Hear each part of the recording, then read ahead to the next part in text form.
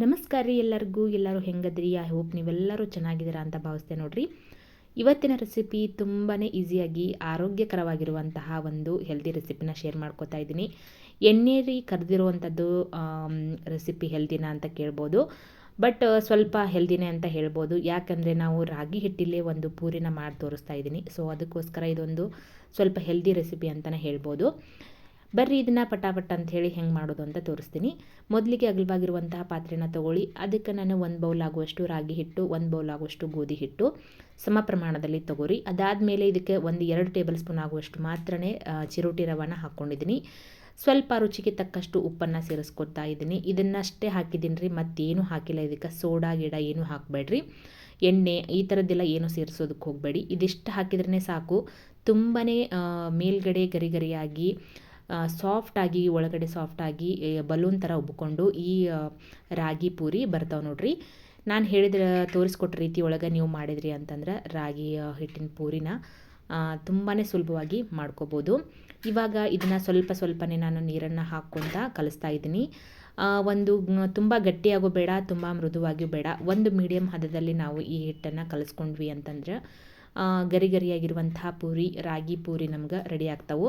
ಸ್ವಲ್ಪ ಹೆಲ್ದಿನೇ ಅಂತ ಹೇಳ್ಬೋದು. ಇದು ಡಯಾಬಿಟಿಕ್ ಇರೋರಿಗೆ, ಮೈದಾ ಹಿಟ್ಟನ್ನು ಯೂಸ್ ಮಾಡಬಾರ್ದು ಅನ್ನೋರಿಗೆ ಇದು ಒಂದು ಒಳ್ಳೆ ಹೆಲ್ದಿ ರೆಸಿಪಿ ಅಂತಲೇ ಹೇಳ್ಬೋದು.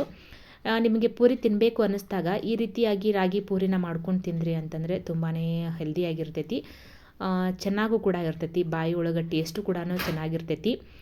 ಇದನ್ನು ನಾನು ಸ್ವಲ್ಪ ನೀರನ್ನು ಹಾಕ್ಕೊಂಡು ಒಂದು ಮೀಡಿಯಮ್ ಹದದಲ್ಲಿ ಕಲಸಿ ಇಟ್ಕೊತಾ ಇದ್ದೀನಿ. ಕಲಸಿ ಇಟ್ಕೊಂಡು ಇದಕ್ಕೆ ಮೇಲ್ಗಡೆ ಸ್ವಲ್ಪ ಎಣ್ಣೆನ ಸ್ಪ್ರೆಡ್ ಮಾಡಿಕೊಂಡು ಈ ರೀತಿಯಾಗಿ ನಾನು ತಟ್ಟಿ ಇಟ್ಕೊಂಡು ಇದನ್ನು ಸ್ವಲ್ಪ ಚೆನ್ನಾಗಿ ನಾದ್ಕೊರಿ. ಎಣ್ಣೆನ ಸ್ಪ್ರೆಡ್ ಮಾಡಿಕೊಂಡು ಒಂದು 2ರಿಂದ 3 ನಿಮಿಷ ಅಥವಾ ಒಂದು 5ರಿಂದ 10 ನಿಮಿಷ ನಾವು ನೆನೆಸ್ಕೊಂಡ್ರೆ ಸಾಕು. ತುಂಬ ಹೊತ್ತೇನು ನೆನೆಸೋದು ಬೇಡ, ಒಂದು 5ರಿಂದ 10 ನಿಮಿಷ ನೆನೆಸಿದ್ವಿ ಅಂತಂದರೆ ಸಾಕು. ಇದಕ್ಕೆ ನೀವು ಗೋಧಿ ಹಿಟ್ಟಿನ ಬದಲಾಗಿ ಮೈದಾ ಹಿಟ್ಟು ಯೂಸ್ ಮಾಡ್ತೀನಿ ಅನ್ನೋರಾದರೆ 1 ಕಪ್ ಆಗುವಷ್ಟು ನೀವು ಮೈದಾ ಹಿಟ್ಟನ್ನು ಕೂಡ ಯೂಸ್ ಮಾಡ್ಕೋಬೋದು. ಬಟ್ ನಾನಿಲ್ಲಿ ಹೆಲ್ದಿಯಾಗಿರೋವಂಥದ್ದು ತೋರಿಸ್ಕೊಡ್ತಾ ಇದ್ದೀನಿ. ಸೊ ಅದಕ್ಕಂತ ಹೇಳಿ ನಾನು ಗೋಧಿ ಹಿಟ್ಟನ್ನು ಹಾಕ್ಕೊಂಡಿದ್ದೀನಿ.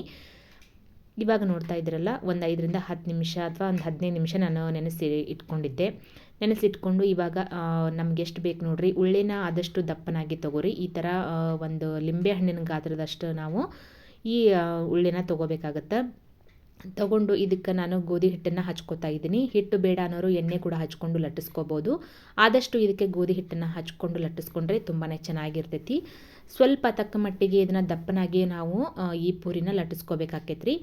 ಈ ರೀತಿಯಾಗಿ ರೌಂಡಾಗಿ ನಿಮಗೆ ರೌಂಡ್ ಶೇಪ್ ಬೇಕು ಅಂತಂದರೆ ಈ ರೀತಿಯಾಗಿ ಲಟ್ಟಿಸ್ಕೊಂಡು ನೀವು ಬೇಕಿರೋ ಒಂದು ಯಾವುದಾದ್ರೂ ಬಟ್ಟಲ ಸಹಾಯದಿಂದ ರೌಂಡಾಗಿ ಮಾಡ್ಕೋಬೋದು. ಬಟ್ ನಾನು ರೌಂಡಾಗಿಯೇ ಲಟ್ಟಿಸ್ಕೋತಾ ಇದ್ದೀನಿ, ತೋರಿಸ್ತಾ ಇದ್ದೀನಿ ನಿಮಗೆ ಯಾವ ರೀತಿ ಬಂದೈತಿ ಅಂಥೇಳಿ.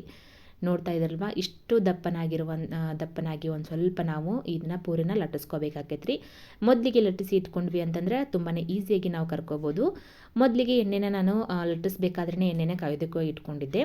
ಇವಾಗ ನೋಡ್ತಾ ಇದ್ರಲ್ಲ, ಎಣ್ಣೆಲಿ ಹಾಕಿದ ತಕ್ಷಣವೇ ಪೂರಿ ಯಾವ ಥರ ಉಬ್ಬಿ ಬರ್ತಾ ಇದೆ ಅಂಥೇಳಿ ಬಲೂನ್ ಥರ ಉಬ್ಕೊಂಡು ಈ ಪೂರಿ ರೆಡಿ ಆಗುತ್ತೆ ನೋಡ್ರಿ. ನಾನು ಹೇಳಿರುವಂತಹ ಮೆಜರ್ಮೆಂಟನ್ನು ಕರೆಕ್ಟಾಗಿ ಫಾಲೋ ಮಾಡಿ. ರಾಗಿ ಪೂರಿ ಮಾಡೋದಂತೂ ತುಂಬಾ ಈಸಿ ಆಗುತ್ತೆ. ಈ ಪೂರಿ ಉಬ್ಕೊಂಡು ಬಂತಲ್ವ, ಇದಕ್ಕೆ ನಾವು ಆದಷ್ಟು ಕಬ್ಬಿಣದ ಬಾಣಲೆನ ಫ್ರೈ ಮಾಡೋದಕ್ಕಾಗಿರ್ಬೋದು. ಈ ಥರ ಪೂರಿಗಳನ್ನು ಏನಾದರೂ ನಾವು ಫ್ರೈ ಮಾಡ್ಕೋಬೇಕು ಅಂತಂದಾಗ ಆದಷ್ಟು ಕಬ್ಬಿಣದ ಬಾಣಲೆನ ನಾವು ಯೂಸ್ ಮಾಡಿದ್ವಿ ಅಂತಂದ್ರೆ ತುಂಬಾ ಚೆನ್ನಾಗಿರ್ತೈತಿ. ಯಾಕಂದರೆ ಒಂದೇ ಸಮ ಹದದಲ್ಲಿ ಇದು ಎಣ್ಣೆ ಕಾಯ್ದಿರುತ್ತೆ. ಸೊ ಅದಕ್ಕಂತ ಹೇಳಿ ಕಬ್ಬಿಣದ ಬಾಣಲೆನ ಆದಷ್ಟು ಯೂಸ್ ಮಾಡಿರಿ. ಇವಾಗ ನೋಡ್ತಾ ಇದ್ರಲ್ಲ, ಮತ್ತೊಂದು ಪೂರಿನ ಹಾಕ್ತಾಯಿದ್ದೀನಿ. ಯಾವ ರೀತಿ ಉಬ್ಕೊಂಡು ಬರುತ್ತೆ ಅಂಥೇಳಿ ನೀವೇ ನೋಡ್ತಾ ಇದ್ರಲ್ವ. ಇಷ್ಟು ಚೆನ್ನಾಗಿ ಉಬ್ಕೊಂಡು ಪೂರಿನ ಯಾರು ತಾನೇ ಇಷ್ಟಪಡಲ್ಲ ಹೇಳ್ರಿ, ಎಲ್ಲರೂ ಇಷ್ಟಪಟ್ಕೊಂಡು ತಿಂತಾರೆ. ಮನೆಯಲ್ಲಿ ಈ ರೀತಿ ಮಕ್ಕಳಿದ್ರೆ ಕೂಡ ಅವ್ರಿಗೆ ಈ ಥರ ಮಾಡಿಕೊಡಿ. ಆಮೇಲೆ ಡಯಾಬಿಟಿಕ್ ಇರೋರಿಗೂ ಕೂಡ ಈ ರೀತಿ ಒಂದು ಹೆಲ್ದಿ ರೆಸಿಪಿ ತುಂಬಾ ಚೆನ್ನಾಗಿರ್ತೈತಿ, ಮಾಡಿಕೊಡಿ. ಇದಕ್ಕೆ ಆಲೂ ಸಾಗು ಆಗಿರ್ಬೋದು ಅಥವಾ ಕಾಯಿ ಚಟ್ನಿ ಆಗಿರ್ಬೋದು, ಯಾವುದಾದ್ರೂ ನೀವು ಮಾಡಿದ್ರಿ ಅಂತಂದರೆ ತುಂಬಾ ಚೆನ್ನಾಗಿರ್ತೈತಿ. ಅಥವಾ ನಮ್ಮ ಬೆಟಗೇರಿ ಚಟ್ನಿ ಕೂಡ ಇದ್ರ ಜೊತೆ ಸರ್ವ್ ಮಾಡಿದರೂ ಕೂಡ ಅದು ಕೂಡ ತುಂಬಾ ಚೆನ್ನಾಗಿರ್ತೈತಿ. ಈ ಪೂರಿ ರೆಸಿಪಿ ನಿಮ್ಗೆ ಇಷ್ಟ ಆಯಿತು ಅಂತಂದ್ರೆ ಈ ವಿಡಿಯೋಗೊಂದು ಲೈಕ್ ಕೊಡಿ. ಯಾರೆಲ್ಲ ಹೊಸದಾಗಿ ನನ್ನ ಚಾನಲ್ನ ನೋಡ್ತಾ ಇದ್ದೀರಾ, ಪ್ಲೀಸ್ ಒಂದು ಸಬ್ಸ್ಕ್ರೈಬ್ ಮಾಡ್ಕೊಂಡು ನೋಡ್ಕೊಳ್ಳಿ. ಪಕ್ಕದಲ್ಲಿರುವಂತಹ ಬೆಲ್ ಐಕನನ್ನು ಕೂಡ ಕ್ಲಿಕ್ ಮಾಡಿರಿ. ಬೆಲ್ ಐಕನ್ ಕ್ಲಿಕ್ ಮಾಡಿದ್ರಂತೆ ಅಲ್ಲೇ ಆಲ್ ಅನ್ನೋ ಆಪ್ಷನ್ ಕೂಡ ಇರುತ್ತೆ, ಅದನ್ನು ಕೂಡ ಕ್ಲಿಕ್ ಮಾಡಿಕೊಂಡ್ರೆ ನಾನು ಹಾಕುವಂಥ ಹೊಸ ವಿಡಿಯೋದ ನೋಟಿಫಿಕೇಷನ್ ನಿಮ್ಗೆ ಮೊದಲು ಬರ್ತೈತಿ. Thank you for watching.